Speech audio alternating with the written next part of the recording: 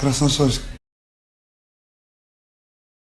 Үйге яшибиз деп сүйлөдүң сахнада, ул үй кая урнашкан? Татарстанда урнашкан? Yok, bizim прописка Башкортстанда, албетте.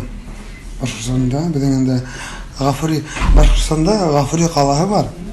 Анда Красносольск району бар. Шунда прямо районның бистесинде біздің үй. Ради Хабиров белән ничек сез нәрсә сөйләштегез? Башкорт программасы бер айында шундый уйлап таптыгыз мәле башкорт теленә. Просто ул котларга килде. Менә ничек саң белән шулай Просто